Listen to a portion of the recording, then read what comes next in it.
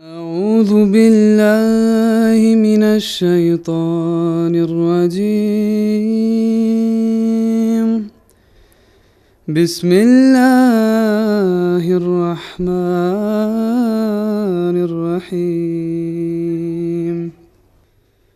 يا أيها الذين آمنوا كتب عليكم الصيام كما كتب على الذين من قبلكم لعلكم تتقون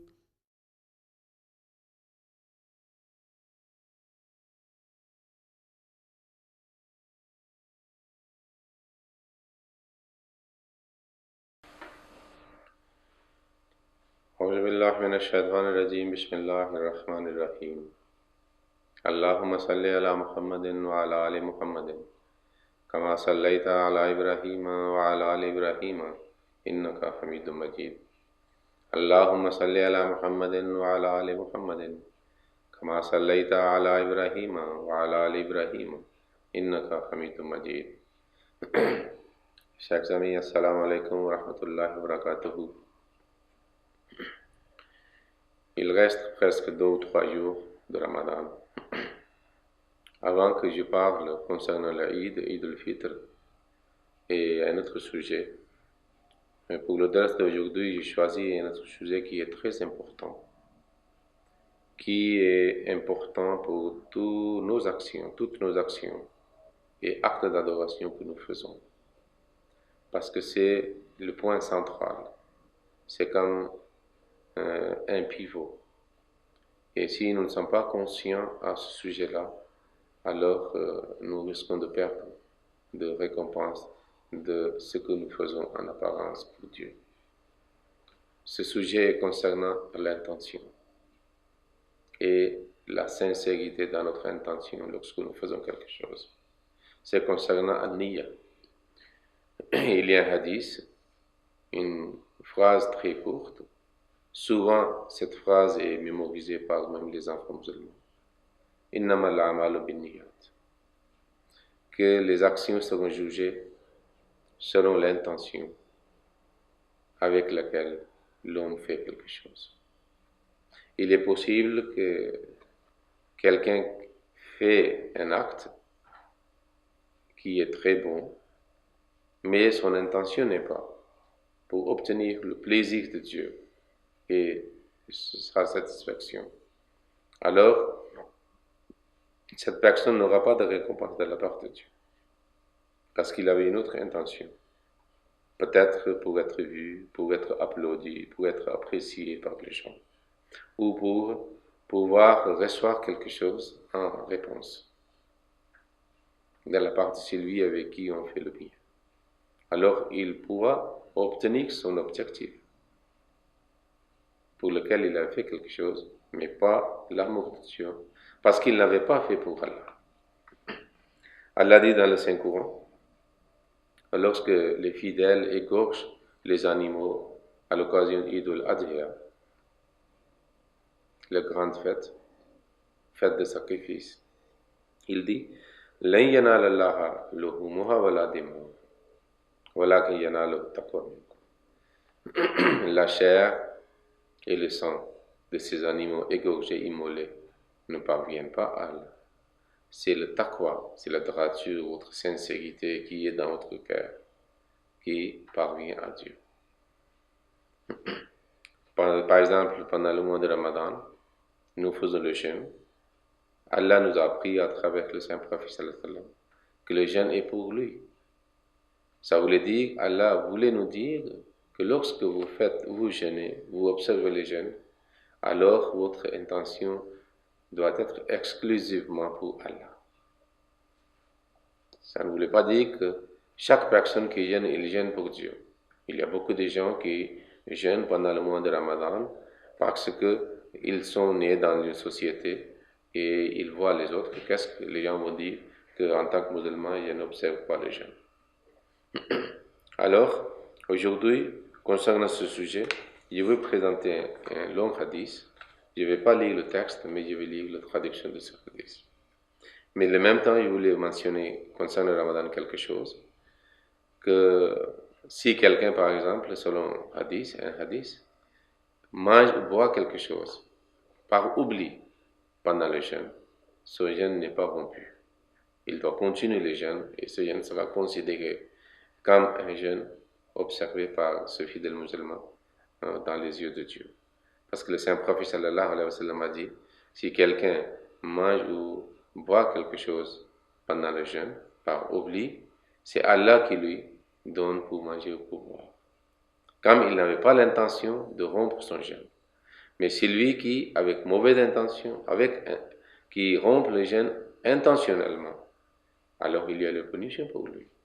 Mais s'il fait par oubli, son intention est de continuer avec la fidélité ce jeûne. Voilà, le saint prophète dit, c'est Allah qui lui donne pour manger et pour boire. Je vais lire la traduction de ce hadith qui est très importante.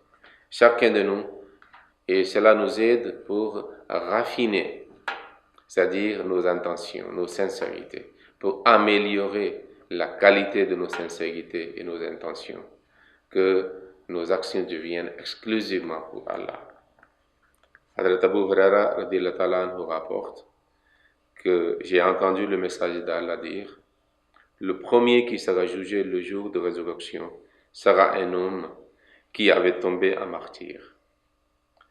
On l'amènera et on lui citera les bienfaits et Allah lui dira: qu'as-tu fait? Il dira: j'ai combattu pour ta cause jusqu'à ce que je fus tombé en martyr. Allah dira: tu as menti. Tu as plutôt combattu afin qu'on dise: il est courageux, il est très brave. Ce qui fut dire. Puis on ordonnera de le tirer sur le visage et le jeter dans l'enfer. On amènera un autre homme qui avait appris le Coran et d'autres sciences et les avait enseignés. On lui citera ses bienfaits et il reconnaîtra. Et Allah lui demandera: qu'as-tu fait avec ces bienfaits? Il dira: j'ai appris la cause, j'ai appris le Coran ainsi que cette science et j'ai enseigné pour ta cause.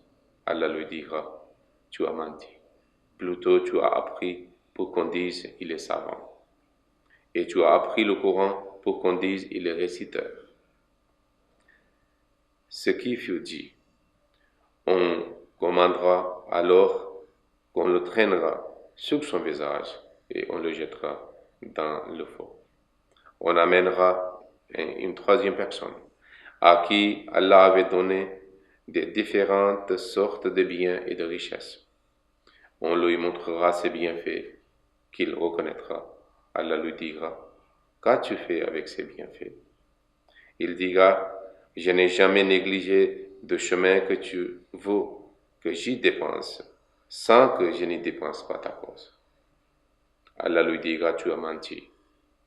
Plutôt tu as dépensé pour qu'on dise: il est généreux.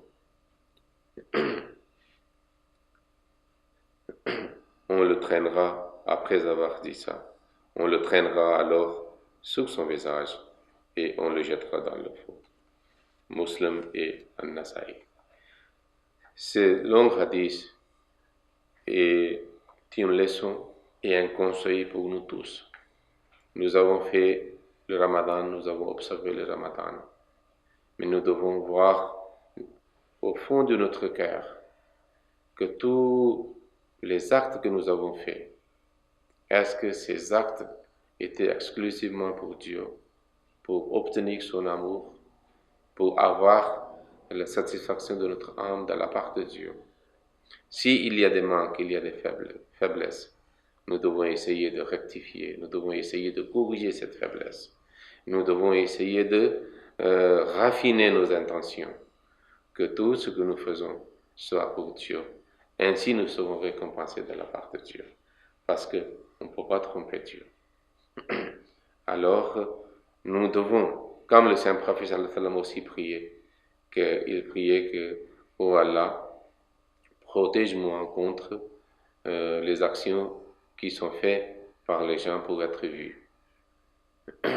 Il demandait le soutien divin contre Ria, ça veut dire un acte fait pour être vu par les autres et applaudi, apprécié par les autres.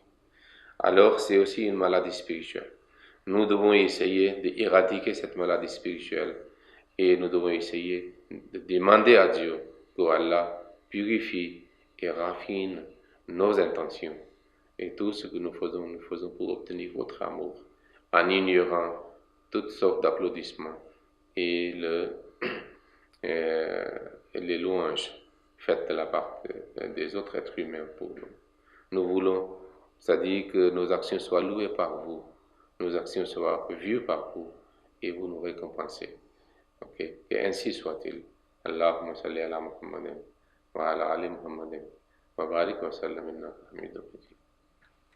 اللهم صل على محمد وعلى آل محمد كما صليت على إبراهيم وعلى آل إبراهيم إنك حميد مجيد.